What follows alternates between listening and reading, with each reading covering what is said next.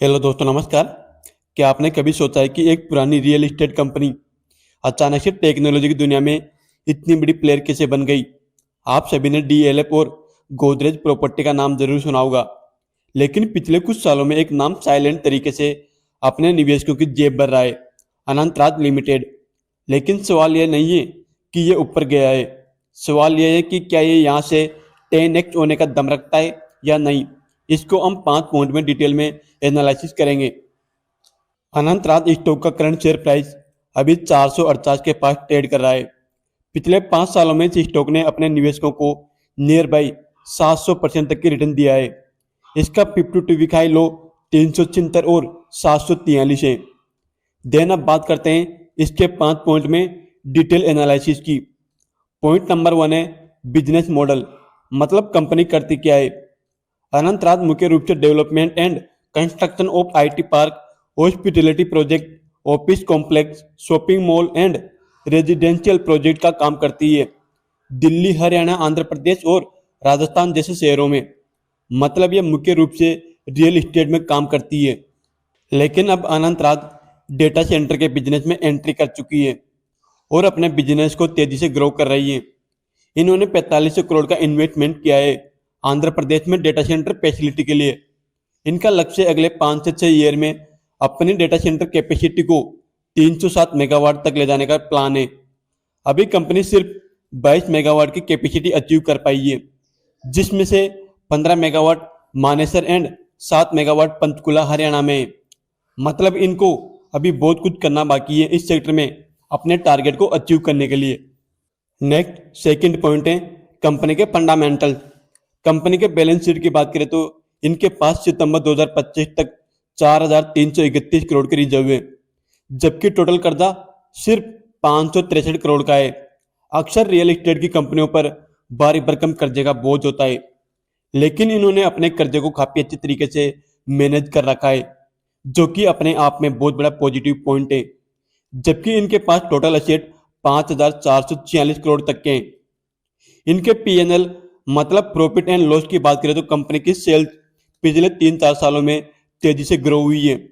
मार्च 2022 को इनकी सेल्स सिर्फ 462 करोड़ की थी, जो मार्च 2025 तक बढ़ के 2060 करोड़ की रेंज में आ चुकी है।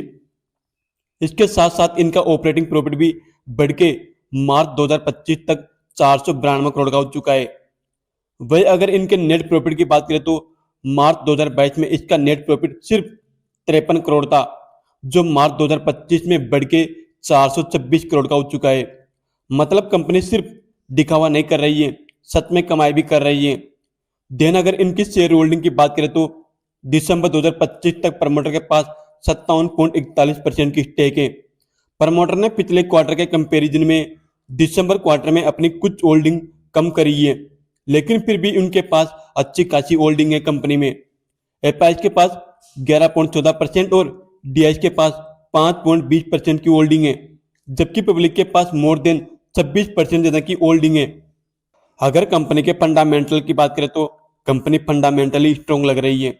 बैलेंस शीट से लेकर शेयर होल्डिंग तक सब अच्छी पोजीशन में है। एक बात याद रखना, स्टॉक मार्केट में भाव भगवान से, लेकिन वो भाव फंडामेंटल से ही आता है। नेक्स्ट तीसरे पॉइंट में बात करेंगे इसके फ्यूचर प्लान की, बट उससे पहले अगर आप सभी को वीडियो इन्फॉर्मेटिव लग रही हो तो लाइक का बटन दबा दीजिए। प्लस उसी के साथ अगर आप चाहो तो चैनल को भी सब्सक्राइब करके रखते हो। कंपनी अपनी कैपेसिटी को तेजी से इंक्रीज कर रही है। दिसंबर 2026 तक इनका अपने डेटा सेंटर को 63 मेगावाट तक ले जाने का टारगेट है। 2028 तक अनंतराज हरियाणा के 3 प्रमुख शहरों मानेसर, पंचकुला और राय में डेटा सेंटर की कुल क्षमता को 117 मेगावाट तक ले जाने का प्लान है और 2032 तक अपने डेटा सेंटर की टोटल कैपेसिटी को 307 मेगावाट तक पहुंचाने का टारगेट है। कंपनी का राय सोनीपत में सबसे बड़ा डेटा सेंटर का भविष्य प्रोजेक्ट है। यहाँ पर ये 200 मेगावाट कैपेसिटी का डेटा सेंटर बनाने का प्लान कर रहे हैं, जबकि इन्होंने आंध्र प्रदेश गवर्नमेंट के साथ 4500 करोड़ का एमओयू साइन किया है, जहां वे डेटा सेंटर और आईटी पार्क विकसित करेंगे। अनंतराज रियल एस्टेट में अब लग्जरी हाउस पर फोकस कर रही है, जहां पर मार्जिन ज्यादा होता है। नेक्स्ट चौथे पॉइंट में डिस्कस करेंगे रिस्क फैक्टर के बारे में। जो आपको कोई नहीं बताएगा। दोस्तों, मैं यहाँ आपको फंसाने नहीं आया हूँ। मैं आपको इस कंपनी की अच्छाइयों के साथ रिस्क फैक्टर भी डिस्कस करूंगा, ताकि आप अच्छे से स्टडी करके अपना डिसीजन ले सके। इसका पहला रिस्क फैक्टर है, डेटा सेंटर एक कॉम्प्लेक्स मतलब जटिल बिजनेस है। क्या ये सही टाइम पर अपने प्रोजेक्ट को कंप्लीट कर पाएंगे, ये बड़ा सवाल है। नेक्स्ट, दूसरा रिस्क फैक्टर है इंटरेस्ट रेट। अगर आरबीआई इंटरेस्ट रेट बढ़ाता है मतलब इंक्रीज करता है, तो रियल एस्टेट की डिमांड पर थोड़ा असर पड़ सकता है। ये थे इसके कुछ रिस्क फैक्टर जिनके बारे में आपको जरूर पता होना चाहिए, ताकि आप सही फैसला ले सको। And then last point number 5 पे कंक्लूजन। दोस्तों, इन्वेस्टिंग सिर्फ नंबर्स का खेल नहीं है, ये पेशेंस और विश्वास का खेल है।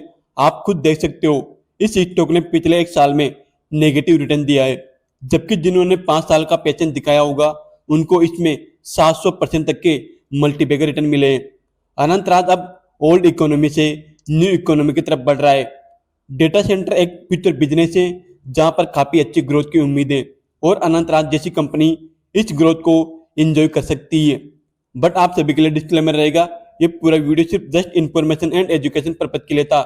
यहाँ पर किसी भी शेयर को सेल बाय या होल्ड करने की कोई रिकमेंडेशन नहीं है। क्या अनंतराज आपके पोर्टफोलियो में है, या आप इसे बाय करने का प्लान कर रहे हैं? कमेंट में जरूर बताएं। मिलते हैं नेक्स्ट वीडियो में, तब तक के लिए happy investing friend. Thank you.